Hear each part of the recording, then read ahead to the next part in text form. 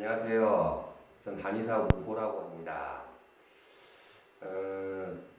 저는 그 발효를 이용해서 질병을 치료하는 그런 방법에 대해서 나름대로는 계속 연구를 해왔다라고 자부하고 있습니다. 근데 이제 발효를 주위에서 많이 하고 계세요. 특히 이제 뭐 매실 발효 어떻게 하는 겁니까? 매실은 100일 지나서 먹을 수 있습니까? 뭐 10년 두면 얼마나 좋아지는 겁니까? 그 외에도 뭐 많은 발효 이야기를 하고 있죠. 그러다 보니까 이제 발효에 대한 이 과연 정확한 정보냐? 또는 이게 발효에 대해서 제대로 알고 이야기하는 거냐? 라는 그런 질문들에 대해서 저 역시도 많이 이제 혼란이 있었던 시절이 있었습니다. 예를 들자면 발효를 1년 한 거랑 10년 한 거랑 과연 어떠한 가치의 변화가 있을까? 예를 들어서 매실이다. 매실 1년 발효한 거랑 매실 10년 발효한 거랑 어떤 차이가 있느냐? 저 개인적으로는 아주 다양한 생각을 하게 되는데요. 만약 요리사라면 요리를 하는 입장에서는 향이나 맛이나 이걸 위해서 아마 어떤 경우는 10년짜리 매실이 필요하고 어떤 경우는 1년짜리 매실이 필요할 거예요. 근데 저는 이제 약으로 쓰게 되면 1년이나 10년이나 아주 큰 점수 차이를 주기는 좀 어려워요. 왜 그러냐면 어떠한 공간 내에 매실이라는 물질이 1년을 둔 거랑 10년을 둔 거랑 외부적인 변화만 없다면 그 안에 있는 영양분이나 약의 성분은 큰 차이가 없다. 물론 시간이 지나면서 어떠한 미생물들의 이합 집산이나 또 그 안에 들어있는 분자 구조의 변형에 의해서 새로운 물질이 생길 수는 있습니다. 또 그 새로운 물질이 생겼다 하더라도 그것이 내 몸에 과연 아주 좋은 효과를 가져오느냐, 10년이라는 세월만큼의 가치를 줄 수 있느냐, 그런 걸 비교해 봤을 때 그런 혜택을 볼 수 있는 사람들은 작다. 그래서 저는 1년이나 10년이나 크게 어떤 차별성을 두고 매실을 사용하지는 않습니다.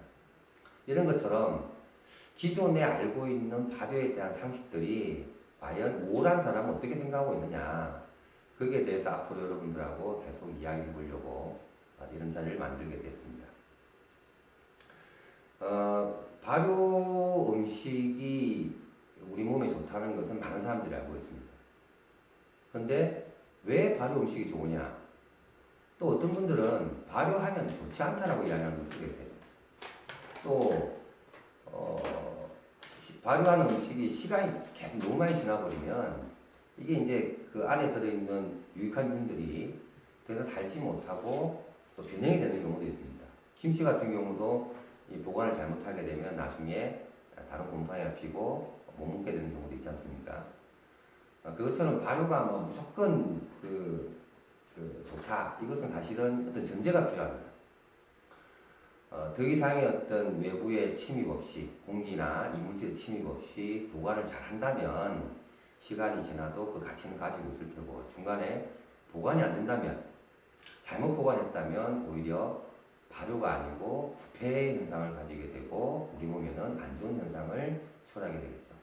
그래서 반드시 발효 음식이 무조건 좋으냐 했을 때는 어떠한 전제는 있어야 된다고 봅니다.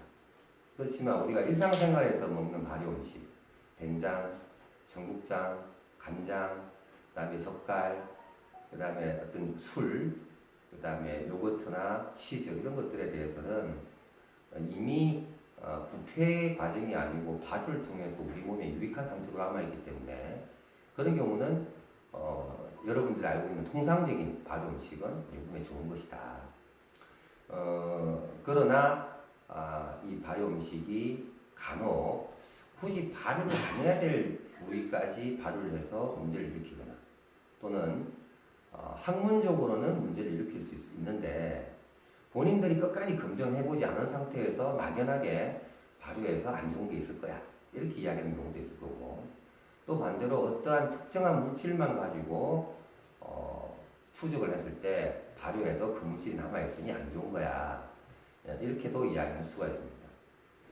그래서 이게 발효는 굉장히 그 광범위한 그 범위를 가지고 있죠. 넓은 범위를 가지고 있다는 얘기입니다. 그래서 한 사람이 발효에 대한 모든 것을 알 수가 없어요. 만약에 누군가가 내가 발효에 대해서 다 알아. 그런다면 그 사람은 십중팔구 거짓말장이거나 사기꾼이거나 과장과대되어 있는 거죠. 미생물학자들이 이런 얘기를 합니다. 우리가 알고 있는 미생물 이야기는 미생물 세계의 3%가 안 될 것이다. 또 어떤 분은 10%가 안 될 것이다. 이런 이야기를 합니다. 이게 무슨 얘기냐면 미생물의 세계는 아주 넓고 우리 현대 과학으로 다 풀지 못한 그런 영역에 속한다는 얘기죠.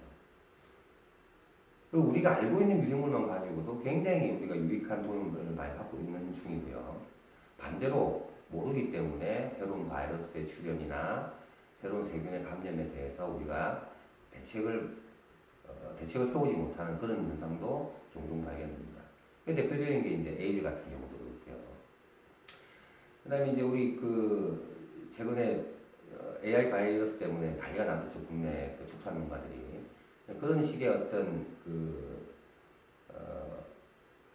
문제점들을 가지고, 문제점들이 전부 이 미생물에 대한 얘기입니다.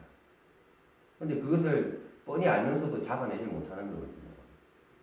그러니까 이 미생물의 세계는 무궁무진한데, 발효라는 것은 그러한 미생물들이 하는 거예요. 그 미생물들이 발효를 일으키는 거고, 사람은 이 미생물들이, 특히 유익한 미생물들이 우리 음식 속에서 잘 번식하도록 환경을 맞춰주는 것이 발효를 잘한다. 이렇게 표현을 한다는 얘기죠. 돌아보면 주위에 이제 발효를 잘 하시는 분들이 많아요. 그래서 저도 한 번씩 만나면 뭐 박사님 막 그래요. 다른 사람들이 이제 그 발효하시는 분들한테 박사님이라고 그래요. 그래서 저는 처음에 어떤 학위를 받으셨습니까? 라고 물어봤더니, 그게 아니고, 발효를 잘 하시니까 그냥 박사라고 부른대요.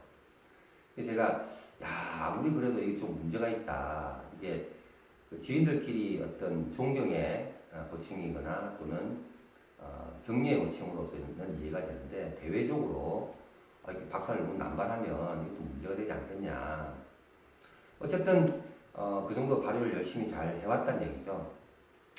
근데 이 발효는 저희가 잘 활용하면 약으로도 쓸 수 있고 음식으로도 쓸 수 있고 그 다음에 질병을 예방하는 데도 쓸 수 있고 질병을 치료할 수도 있고 그 다음에 건강을 관리할 수도 있고 굉장히 다양한 목적으로 발효를 활용할 수가 있습니다. 그래서 제가 앞으로 어떻게 하면 이 발효를 잘 활용할 수 있는지에 대해서 여러분들하고 같이 대화를 나누고자 합니다.